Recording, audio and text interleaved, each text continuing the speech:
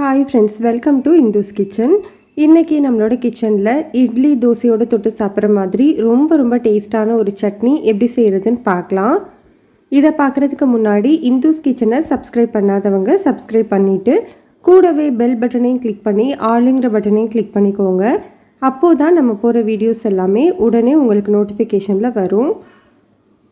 இப்போது இந்த சட்னி செய்கிறதுக்கு ஃபர்ஸ்ட் ஒரு பேனில் 2 டேபிள் ஸ்பூன் அளவு எண்ணெய் சேர்த்து சூடுபடுத்திக்கலாம்.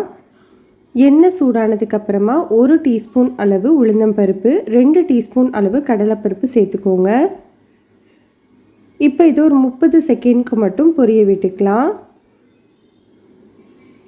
இது கூட இப்போது ஒரு 15 சின்ன வெங்காயத்தை தோல் உரிச்சிட்டு முழுசாகவே சேர்த்துருக்கேன். உங்கள்கிட்ட சின்ன வெங்காயம் இல்லை அப்படின்னா 2 மீடியம் சைஸ் பெரிய வெங்காயத்தை ரஃப்பாக கட் பண்ணிவிட்டு சேர்த்துக்கோங்க. இது கூட 5 பல்லு பூண்டு, 1/4 இன்ச் அளவு இஞ்சியை சின்னதாக கட் பண்ணிவிட்டு சேர்த்துக்கலாம்.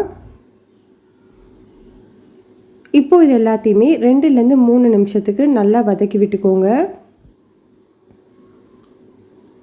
வெங்காயம், இஞ்சி, பூண்டு எல்லாமே ஓரளவு வதங்கினதுக்கப்புறமா காரத்துக்கு நான் 5 வரமிளகாய் சேர்த்துருக்கேன். 2 காஷ்மீரி மிளகாய் சேர்த்துக்கிறேன். காஷ்மீரி மிளகாயில் காரம் இருக்காது, கலருக்காக மட்டும்தான். உங்களோட காரத்துக்கு ஏற்ற மாதிரி மிளகாயோட அளவை அட்ஜஸ்ட் பண்ணிக்கோங்க. இதை ஒரு நிமிஷம் மட்டும் வதக்கி விட்டுக்கலாம். அதுக்கப்புறமா 2 மீடியம் சைஸ் தக்காளியை ரஃப்பாக கட் பண்ணிவிட்டு சேர்த்துக்கலாம். இப்போ இந்த சட்னிக்கு தேவையான அளவு உப்பு, 1/2 டீஸ்பூன் அளவு கல்லுப்பு சேர்த்துக்கிறேன். இப்போ இந்த தக்காளியை 3லேருந்து 4 நிமிஷத்துக்கு நல்லா வதக்கி விட்டுக்கோங்க. அந்த தக்காளி நல்லா வெந்து வரணும். இப்போ பாருங்கள், நல்லா வெந்து மசிஞ்சு வந்திருக்கு. இந்த நேரத்தில் நம்ம ஸ்டவ் ஆஃப் பண்ணிவிட்டு இதை நல்லா ஆற வச்சுக்கலாம். ஆறினதுக்கப்புறமா இதை ஒரு மிக்ஸி ஜாருக்கு சேர்த்துக்கோங்க. இப்போ இதில் கொஞ்சமாக தண்ணி ஊற்றி நல்லா ஸ்மூத்தான சட்னியாக அரைச்சி எடுத்துக்கலாம். அரைச்சி வச்சுருக்கிற இந்த சட்னியை ஒரு பவுலுக்கு மாற்றிக்கோங்க.